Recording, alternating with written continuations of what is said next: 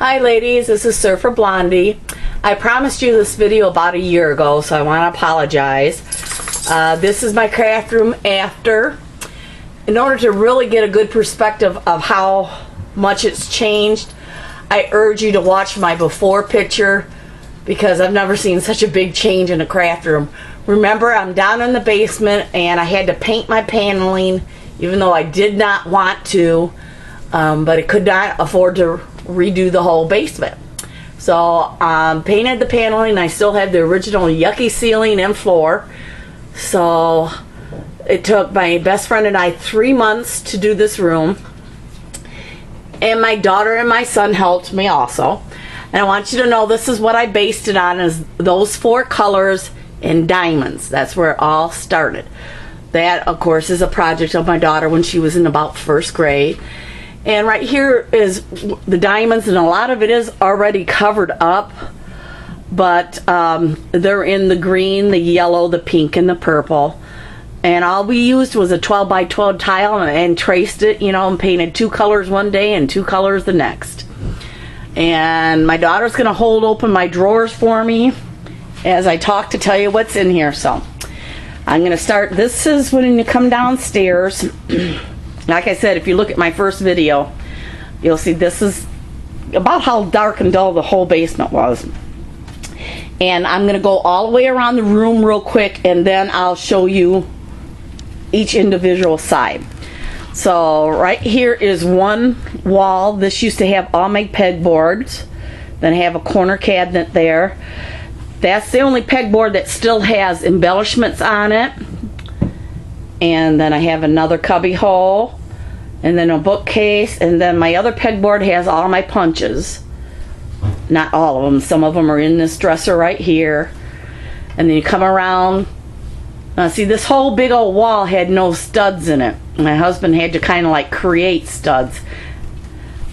And then there you can really see the triangles that I made. And then that's my office area, and that desk is what I work on. And then I'm going to have to come back around here. And that white door is my daughter's bedroom. When we did this room, we also did her room. And right there is my ribbon area and my stamp area. And right below the ribbons are where all my cards are. Greeting cards and everything. Then come around here, and there are 2 of my shelves from Michael's. And what I'll do is I'll come around here again to show you I've got an island that is a little over 6 feet long and a little over 3 feet wide, so almost 4 feet wide. And I have one side, it's all storage. I call this my Michael side. And then over here, these actually used to be kitchen cabinets. We found it at a place that we call the Restore Shop. And it's all proceeds go to humanity. Oh geez, sorry. But we bought those for only like $7 a piece, painted them, and went ahead and bought wooden knobs and painted those. So there you go. I mean, to tell you the truth, I think this is like 25 feet long and about 12 feet wide of a scrap room. My husband, his work area is the garage, and this is my space, as they say. Okay, I'll come back around this way, and I'll start on this wall. Okay, right here are cubby holes, and there's my top of my daughter's head. And each and every one of these cloth baskets, if that's what they call them, or drawers, there is something in every single one of these. I really try to utilize every bit of space I have. If I didn't have something to go into the cubby holes, I have my fairies here. I collect fairies, and that's what's in the spot if I didn't have something for the cubby holes. Now, in each and every one of these baskets, if it isn't a book, it's book that's already been done. It is stuff that needs to be altered and redone. Brittany, go ahead and open up this pink one right here. and go ahead and pull out some of this stuff. Basically, this is what all these cubby drawers, cloth drawers are hold. It's just filled with books that I need to alter and turn into scrapbooks. And I have a lot of those die cuts. And I have like 8x8 albums. As you can see right here, the top of my cabinet is my stereo I found at a garage sale, and it is, they say, kicks ass. I love my music loud, and this thing is very loud. And in every little box that you see that's part of the design or decor of my area, there's something in it. I like I said, if you look at my video before, I had a lot of stuff to put away. So in every one of these boxes, there is something in there. Let's see, there's like embellishments there that came as kits. That is a kit that's still in there. That is probably the only thing that doesn't have anything in it. I just recently found it at a garage sale, and I'm gonna paint it and probably put embellishments in there. And we'll start over here in the corner. Right here, this kitchen cabinet I found at a garage sale. It's a very heavy-duty kitchen cabinet. I love it. It's got the really nice hinges and everything, the heavy-duty hinges. And then there is all the stuff I need to alter, all my boxes, little suitcases, the little purses, clipboards. Okay. And on top of it, these little drawers I've had forever. These have just stuff I haven't found room for. You know, I haven't separated it yet. This is stuff that still needs to be filed. I have more buttons here because I have run out of button containers. I have my little wooden knobs and feet here. I mean, I can't even begin to tell you what's all in here. Here's some bird houses that I would like to, or bird cages I'd like to alter. And right here, clear containers that once I get some projects done, I want to display them in there. And then here on my pegboard, this is, I call it my Tim Holtz pegboard, because basically all my Tim Holtz accessories are right there. And then I have some of my powders and a medium to work with, and borders that were too long to fit in my stickers. But every time Tim Holtz stuff goes on clearance or on sale, I'll buy 2 or 3 at a time so I can stock up.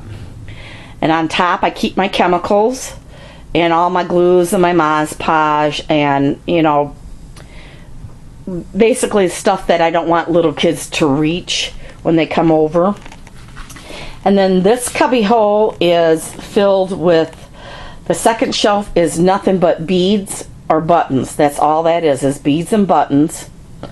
And on the top, in those 3 pails that you see, are nothing but tags. Any type of tag that I can use. I'll have my daughter pull one out so you know what I'm talking about. That yellow one right there, Brittany. Any type of tag that you can think of, and then the paper tags, you know, and stuff you could alter into books, little tiny books. And the tools, of course, for my beading are in there, because I don't have anything else for that. And down below are bags and canvases and boxes that I'm going to alter, and projects that I made from a long time ago. Now, over here is, I call this my Cricut area, or my die cut area. Right in the center is where all my die cuts are, or punches.